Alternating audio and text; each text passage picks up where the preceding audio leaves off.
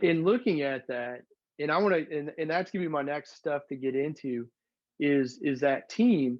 But what's terribly interesting for those that didn't do the quick math, and if you've been following along, you just heard Chad say, as GM of 100,000+ square foot big box retail in the home improvement space, during the pandemic, his store went from the bottom to having 17 weeks top three in his region or his territory. That means that they went from being at the bottom to being at the top for a third of the calendar year. And then on top of it, and everybody that is aware of what happened in the last year knows a lot of folks were scared to go out. We didn't, like you said, we didn't know what's going on, but your employees wanted to come to work. Like that says a lot about what's going on, which is how do you get like that? That's just amazing. And it goes back to that secret sauce. So three markets, bottom of the barrel or bottom of the scorecard, the report card on how your big box metrics are measured by corporate. And again, we're talking a business that does tens of millions of dollars a year in revenue. So this a few million a month plus in revenue. In you three different markets, one during the Great Recession, one during the pandemic, you went from the bottom to the top. I think that's the story that's worth sharing. And I think that's where the opportunity for a lot of people that they're a hopeful young manager, they're a hopeful executive, they are an executive that's trying to figure out what's missing, or they're that small business owner entrepreneur that is like, I'm passionate, I'm excited, but what do I do? And I think let's get into that next. Let's take a break for a second, Chad. Break's over. That's an easy spot to edit. So I'll kind of reintroduce who you are, and then I'll start with the next piece here. Okay. So you guys are checking out Small Business to Grow. I'm with Chad Forrester, a GM, a general manager of 100+square foot retail big box store in the home improvement space. If you've been watching along or you've seen maybe one of his other clips, you know that in three different markets in the United States, three different big box stores, he's gone from the bottom of that territory for his industry and his brand to the top. So now we're going to dig into what Chad has kind of said is a simple secret sauce. So culture, you walk into, and you've done this 2 times in the last few years, 3 in the near recent history. You walk into that big box on day one. How do you fix the culture? I mean, the first thing you got to do, and I've done this in, through my career of 20 years plus being a store manager, you've got to analyze, and you got to feel what's going on. It's hard to explain. So when you walk into a building, especially as a leader, we all do it every day when we go into the grocery store, we go into the Walmarts of the world, or wherever we're going to shop. You get a feel for the store, right? And I do it to a different level. Anybody that's a retail leader does it to a different level. As soon as you walk through the building, you can tell if a store feels good or if it doesn't feel good, right? So ultimately, you walk into a store that's challenged, there's a different vibe, there's a different feel. So then you go around, and I spend about the first month. Now it's hard to pull back the reins, because after doing this for so long, this needs to get fixed, that needs to get fixed, and this needs to get done. It's hard not to do that. It's hard not to just come in and start hammering. You got to go in and learn your people. So for the first 4 weeks, I'm just introducing myself, telling my story, telling where I've been, what I've done, what I believe in, having fun, joking with the team, and getting their story, learning something personal about them. Do they have kids? Are they in school? Do they have pets? What do they do for fun? I mean, that sort of thing. And you learn your people for a month, and that'll tell you exactly where the morale is in the building, because the people are going to tell you. You're going to come in as a new leader, and they're going to say, just by reading between the lines, this sucks, this is horrible, this is this and that. So you take mental notes and you write them down later. This is what needs to get fixed. So then after your first month, then you go into fixing those things, and that's how you turn the building. So if I heard you correctly, what you're saying is that first 30 days, and we established in the last video that you've been in three different stores in three different markets in the United States. So that means in those three stores were underperforming. They were at the bottom of the corporate scorecard. So for 30 days, you know what's wrong and you're just taking it. Like Yeah. it's 30 days where you know you could start making changes and see some improvement, but rather than do that, you're patiently stepping back and learning the people. Yeah, because as a leader over the years, I feel that I've developed some core things that I do that's maybe unique to me, but it's my game. So I go in and I can throw my game at them right away. But usually, when you take a store over, especially one that maybe has seen a lot of managerial turnover, uh, you come in and throw your game at them, they're not going to buy what you're selling. And that's ultimately what you want them to do, is buy what you're selling, and understanding that, hey, if we do this way, we're going to win. I've done it in the past, but if you come in and try to start changing everything, sometimes you got to kind of massage what they're currently doing to sway it to your side of the fence where they think it's their idea. You got to try to help them understand that they're making positive change. But if you go in there and try to crank the ship hard, right, you're going to take on water. It's going to happen. So that's a big part of it. You gotta slowly but surely turn the ship. And I guess that that makes sense, but I think most of us, especially me, like I would have a hard time walking in knowing that, in a business and industry your size, lost and missed opportunity in terms of revenue can equate to hundreds of thousands of dollars, if not almost seven figures over the course of 30 days. But you still patiently got to sit back. The right thing to do is to sit back and communicate, understand what's going on. And really, if I heard you right, it sounds like you got to give them a chance to understand what you're bringing to the table, and let them understand and start to believe that what you might suggest just might work. Well, you have to kind of go back to one of the things I mentioned before. It's all about people, right? So if you don't get the people, you're going to fail. So, and I get it. I mean, I'm as OCD as the next guy. So coming in and sitting around for 30 days on your hands is tough. But you gotta get the people. If the people don't buy into your philosophies and your management style and what you want to do, you're never going to win. So being a people business, it's all about the people. And I can't even say that enough, as many times it needs to be said. But uh, you got to think about the long haul, right? So yeah, you're losing some money for the 30 days that you're gaining the trust of the people and learning about the people, but the people are going to also tell you everything you need to do for the building.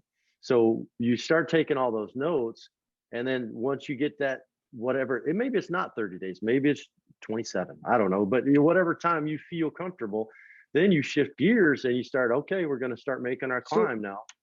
are you literally then like filling a notebook? Oh yeah. Are you going home, or are you going back to your office at the store and making notes and kind of building a playbook?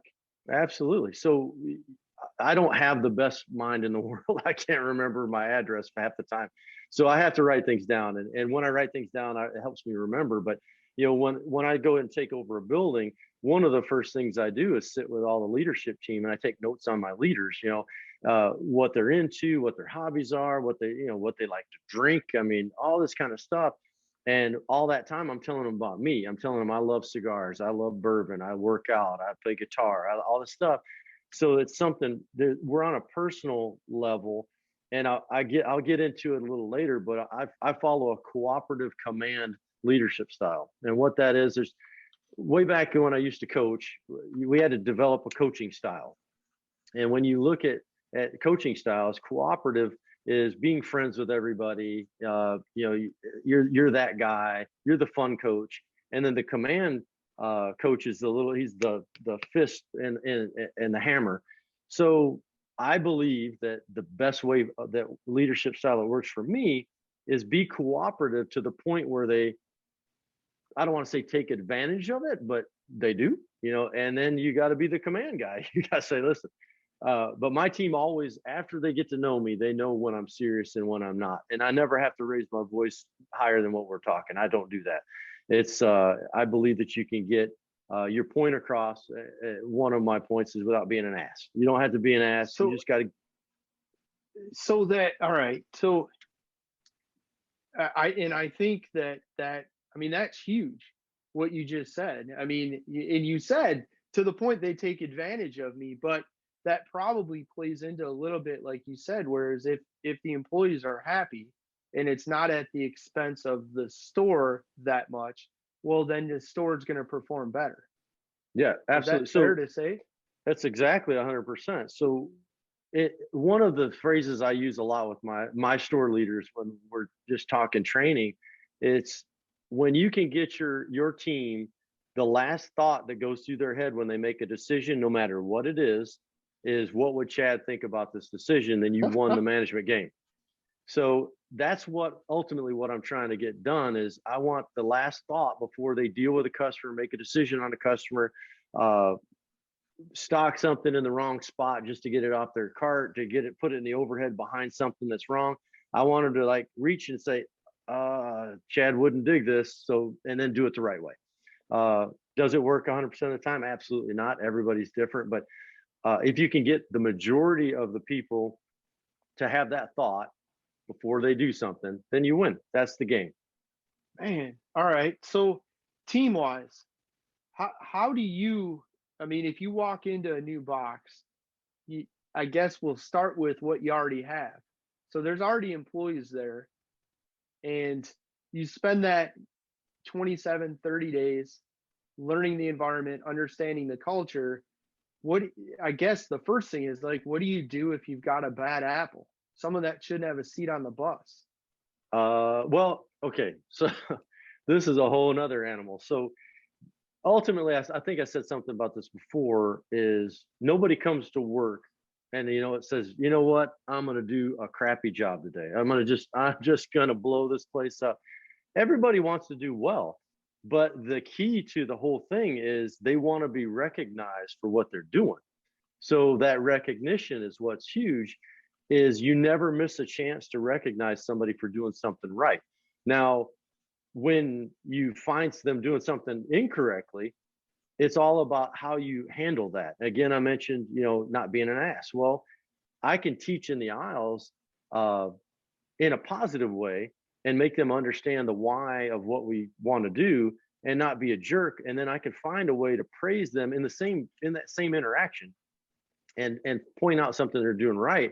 And for the most part, the bad apples, so to speak, you can turn them and get them on the right seat of the bus, but there's always going to be some that you can't, right? And those people eventually will promote themselves to customer. Okay. All right. Promote to customer. So then when you look at adding to your team, how do you attract talent?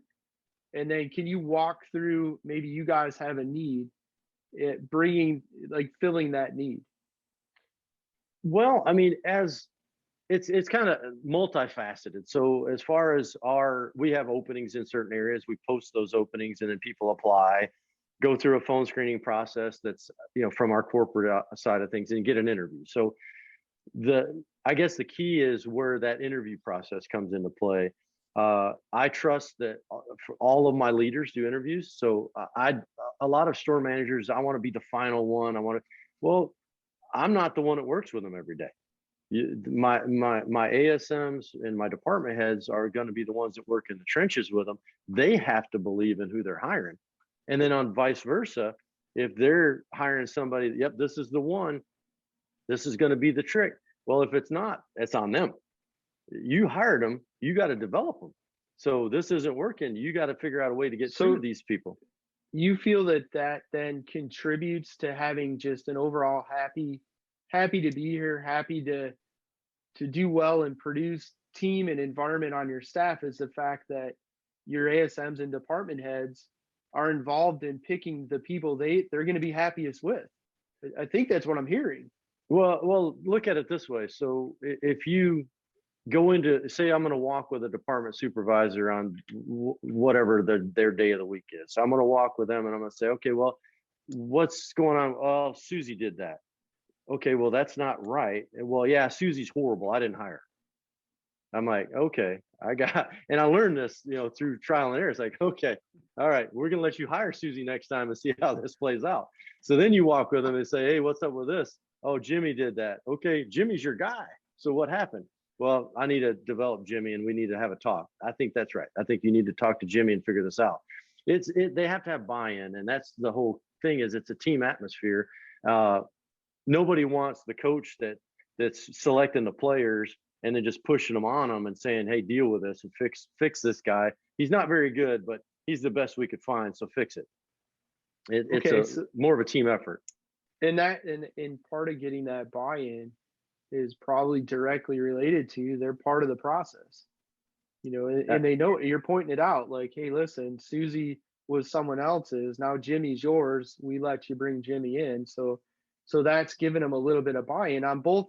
If Jimmy does a great job or Jimmy's not doing as good a job as he possibly could, nonetheless they've bought in and they're going to help make it right. Absolutely. And I mean, I've had times where a department supervisor is like, hey, I interviewed this person and I don't have a feel for it. Could you talk to him? Absolutely. Yeah. Send him down in the office and I'll talk to him. And then I'll bring some points to them and I'll say, hey, if you feel you want them, take them. And then they get pumped up. Then they're training them, teaching them, and then they'll be like, yeah, see, I told you. They want to tell me and that they were right. They want that feel that they were right. And it's all about that buy-in. And ultimately it goes back to, if they don't believe what you're selling and they don't buy into the entire big picture of the team, it's a lot harder to get to where you're going. I'm not saying it's impossible, but it's a lot harder. And in terms of retention, how do you mentioned before, if they're not going to be with you long term and you're going to develop them, they might go do something else. How do you manage retention? How do you look at, you've got some great contributors on your team, like what's your approach to keeping them? You got to take care of them. I mean, it's all about taking care of your associates, and everybody that works with you. And a long time ago, one of my regional vice presidents came in and he asked me, he's like, what do you do to take care of your people? And I'm like, I mean, we get them pizza every now and then, we buy them donuts and stuff. And he goes, what else? And I'm like, I don't know. I mean, popsicles in the summer. I mean, he's like, what else? And I was stumped. And I learned right then, okay, that's not taking care of your people, buying pizza and donuts and popsicles. It's great. Then everybody loves food, especially where I work. Everybody when we have some kind of devil's food cake day or whatever, everybody's all in. But it's more about the inner workings of taking care of your people, because it's something as simple as sitting somebody down and saying, hey, what's your future look like? Have you heard about our 401k? Have you heard about our stock program? Have you heard about what? And I'll tell them straight up, and it's not about that bragging part, but my company takes care of me very, very well and allows me to do things that I grew up pretty poor and I never was able to do before. And I want to explain to them how that works. So that retention piece is my passion for working for the greatest company in the world, as well as saying, you can do it as well. Come up from a part-time whatever and be a store leader, a district manager, a regional vice president, whatever you want to do. And again, we don't do it for free. They will pay you insane amounts of money to do this. If you love it, then it's like you're almost stealing. I feel like I'm stealing sometimes. It's just that piece of it is explaining to them how their future, they could do things for their kids they never thought they could do. It's all that passion about that. But then again, I've got kids that are working. One of my guys that's working for me now is a mechanical engineer. He's just waiting on a job. I know he's going to go away, and he's amazing. So that's tough. You're going to have that, but you got to take the good with the bad, and you're going to retain some. And in retail, unfortunately, it's there's a lot of folks come and go, and it's just to try to hang on to as many as you can. So that same manager comes in today, or that same executive manager, regional manager, walks into your box today and says, "Chad, how do you take care of your people? What do you do? What's your answer? What's your elevator answer in terms of how you take care of them today?" It's about development, and it's, again, my job is to make sure they're safe. I'm taking care of my people physically, making sure that it's our business of being a warehouse. There's a lot of stuff where people can get hurt. So I'm always talking safety. We're always talking about physical safety. I want everybody to leave the way they came into the building. So that's a big part of it. And then, making them as much money as I can, that's taking care of my people. So we have a kind of like a profit sharing program. So through the COVID time, my people have gotten the largest checks they've ever seen in their life, and that's taking care of my people, making sure I'm making them as much money as I can.